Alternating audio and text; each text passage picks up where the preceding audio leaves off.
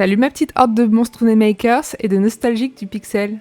Aujourd'hui, je vais vous conter l'odyssée de ma Game Boy XXL Do It Yourself, ou comment j'ai failli perdre ma tête, mes doigts, tout ce que vous voulez. Mais je suis très contente parce que j'ai réussi à créer le rangement ultime pour mes trésors rétro.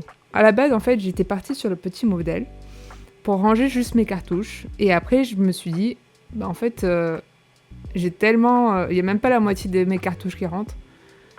J'ai 2 Game Boy. Partons sur une Game Boy XXL. Qu'est-ce que tu fais? Donc j'ai su aller en toute confiance. Vraiment, la confiance était là. Donc je suis passée à la deuxième étape qui était l'impression 3D de la Game Boy XXL. Ça a vraiment testé ma patience pour le coup. Ma Game Boy s'est imprimée en 48 heures et avec des bugs de machine car les fils ont loupé des étapes et ça a fait un gros dérapage spectaculaire. Résultat, ma pièce de Game Boy est en 3 parties et ressemble à un décor de Silent Hill. Et bon, du coup, j'ai dû sortir ma meilleure super glue, ma meilleure pâte à bois pour réparer tous les dégâts et on va espérer que ça règle tout. Ensuite, on passe à l'étape numéro 3. Comment aurais-je pu oublier cette étape ? J'ai poncé, j'ai remis de la pâte à bois, j'ai reponcé, j'ai remis de la pâte à bois, j'ai reponcé, j'ai remis de la pâte à bois, j'ai reponcé, j'ai remis de la pâte à bois, j'ai reponcé, j'ai remis de la pâte à bois. Voilà. Mes doigts, à mon avis, sont devenus des super saiyans. Il y a des muscles que j'ai découverts dans mes doigts que je ne connaissais pas. Et apparemment, mon chat a cru que je préparais un complot contre son règne, car il était dans mes pattes tout le long. De la réalisation, du début à la fin. Vous allez le voir un petit peu passer dans les vidéos. Donc je pense que j'ai fait un achievement et que je suis passé expert en ponçage. Un petit coup de couche de peinture grise. Et ensuite on passe à la résine. La résine, c'est un peu comme un boss final. J'ai évité de transformer mon atelier en scène de crime parce que j'ai déjà fait couler de la résine par terre dans mon atelier et je peux vous dire que c'est et du coup la résine ça coule partout, ça fait des bulles et si tu clignes des yeux t'en as partout sur ton plan de travail comme un petit lac. Donc ce que j'ai fait, c'est que j'ai pris une plaque de plexi transparente que je suis venue coller avec du pistolet à colle pour faire l'étanchéité.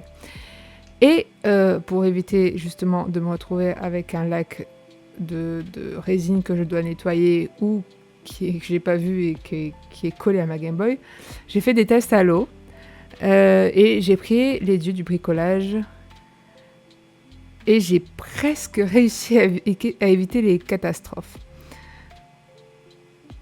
Presque, parce que là, on voit que ça coule en fait. Donc ce que j'ai fait, c'est que j'ai mis de la colle à l'intérieur également pour que ce soit bien étanchéifié. Et ensuite, j'ai coulé la résine. Et surtout, j'en ai pas mis beaucoup. J'ai fait une première couche très fine pour éviter que justement, elle n'ait pas trop pas de densité, mais de volume. Et qu'elle passe plus difficilement si jamais il y avait un trou. Et comme elle est un petit peu plus dense que l'eau, finalement, c'est pas passé, voilà. J'ai voulu faire un écran Pokémon. J'ai vraiment utilisé beaucoup d'essais. J'ai fait beaucoup d'essais avec beaucoup de papiers différents en faisant des petits dessous de verre pour essayer de voir un petit peu ce que ça donne. Et après, peut-être une vingtaine d'essais, vraiment une vingtaine d'essais, j'ai réussi à trouver le bon papier qui était au final du papier photo sur lequel on imprime les photos tout simplement parce qu'il est un peu plastifié, donc il a pas tendance à prendre à l'eau, la couleur reste bonne et en fait quand on met de la résine dessus un petit peu sur les deux côtés, ça va un petit peu imbiber le papier, ça va l'uniformiser un petit peu de partout et ça va éviter de faire des bulles quand on l'insère dans la résine. Donc attention, quand vous insérez le papier dans la résine, il a tendance à bouger forcément. Il va se décaler un petit peu. Alors soit vous attendez que la première couche soit sèche avant de faire la deuxième couche, vous le collez sur la première couche. Sinon, vous faites comme moi, vous faites attention qu'il ne se décale pas et vous réajustez au fur et à mesure. Et vous brûlez les bulles au fur et à mesure avec un petit chalumeau. Donc ensuite, on va passer à l'étape numéro 4 qui est la peinture. Comme j'étais pas vraiment satisfaite de mon travail, j'ai dû tout reponcer et tout repeindre, bien évidemment. Parce que je suis une maniaque.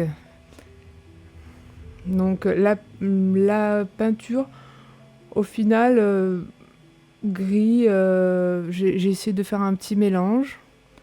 Vraiment la couleur, le gris, ça n'a pas été le plus difficile. Ensuite, j'ai peint les boutons en noir, voilà, donc j'ai fait une grosse face peinture. J'ai mis peut-être 3-4 couches de bombes avant de passer à la face peinture, de bombes grises. Parce que du coup, en fait, comme il y avait une partie, une partie imprimée et une partie pâte à bois, c'était pas vraiment uniforme. Donc j'ai préféré plusieurs couches de peinture avant de me laisser dans la peinture des petits boutons. Et au final, le plus difficile, ça a été les boutons A et B, car je me souvenais, moi, personnellement, dans mon enfance, qu'ils étaient rouges. Mais en fait, pas du tout. Ils sont pas rouges, ils sont une espèce de rose, un petit peu, j'allais dire bordeaux, mais c'est pas vraiment bordeaux, un petit peu foncé. Donc du coup, j'ai dû un petit peu travailler pour trouver cette couleur, et en final, j'étais vraiment satisfaite du résultat. Et au final, la magie. Tada! Mes cartouches sont en place, mes consoles sont à l'abri de la poussière. Mon chat a enfin compris que c'était ma création et qu'il n'y avait pas à s'en faire.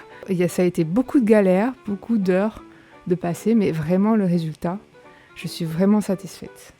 Franchement, la morale de l'histoire, c'est que si ton impression 3D ressemble à un échec, essaye quand même. Moi, franchement, quand j'ai vu, je me suis dit, je vais pas louper 2 jours d'impression pour ça. La résine, ça coule, mais ça fait plaisir quand c'est bien placé. Le chat dans l'atelier sert à rien, mais il rend l'aventure plus fun.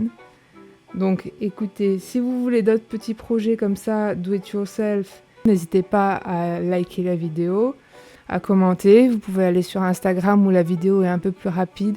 Il n'y a pas tout le processus, c'est un petit peu vraiment avant-après le résultat. J'ai essayé d'un petit peu de m'adapter sur plusieurs plateformes. Et voilà, si vous avez un petit projet qui vous tient à cœur et que je peux réaliser, n'hésitez pas à me le demander. Je vous fais des gros bisous, ma petite Or, et je vous dis à la prochaine création. Ciao, ciao!